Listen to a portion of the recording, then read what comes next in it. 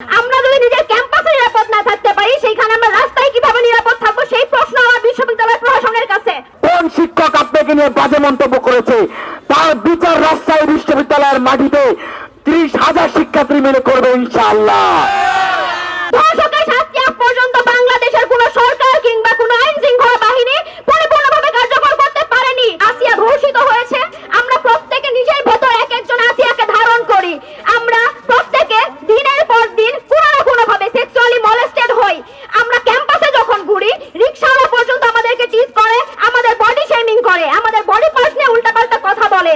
আমরা যদি নিজের ক্যাম্পাসে নিরাপদ না থাকতে পারি, সেইখানে আমরা রাস্তায় কিভাবে নিরাপদ থাকবো, সেই প্রশ্ন আমার বিশ্ববিদ্যালয় প্রশাসনের কাছে। একটার পর একটা ধর্ষণ হয়ে যাচ্ছে। আমরা কুমিল্লা ক্যান্টনমেন্টের তরু থেকে শুরু করে আজকে আসিয়া ধর্ষণ, আমরা কি কোনটা দৃষ্টান্তমূলক কোনো শাস্তি দেখতে পেয়েছি? ধর্ষকের শাস্তি আজ পর্যন্ত বাংলাদেশের কোন সরকার কিংবা কোন আইন শৃঙ্খলা বাহিনী পরিপূর্ণভাবে কার্যকর করতে পারেনি।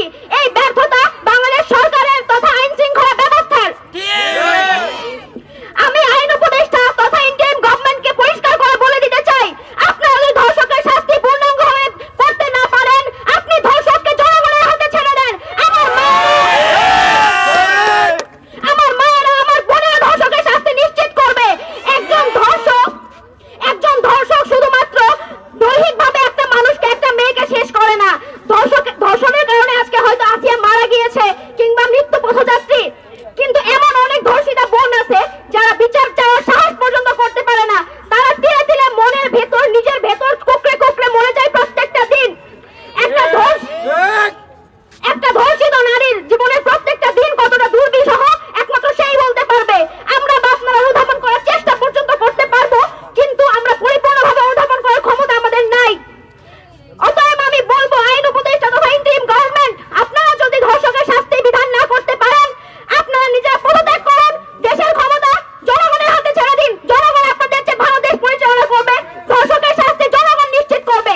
শিক্ষক বানানোর প্রলোভন দেখিয়ে যারা দিনের পর দিন নারীদেরকে উত্তপ্ত করে যাচ্ছে, আমাদের বন্ধুকে আমরা স্পষ্টভাবে বলে দিচ্ছি, আপনারা ভুক্তভোগী এখানে অনেকেই আছেন।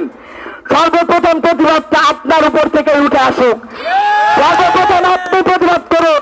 আপনার কোন শিক্ষক আপনাকে উত্তপ্ত করেছে, কোন শিক্ষক আপনাকে নগ্ন মেসেজ পাঠিয়েছে, কোন শিক্ষক আপনাকে টিজ করেছে, কোন শিক্ষক আপনাকে নিয়ে বাজে মন্তব্য করেছে, তার বিচার রাজশাহী বিশ্ববিদ্যালয়ের মাটিতে 30,000 শিক্ষার্থী মিলে করবে ইনশাআল্লাহ।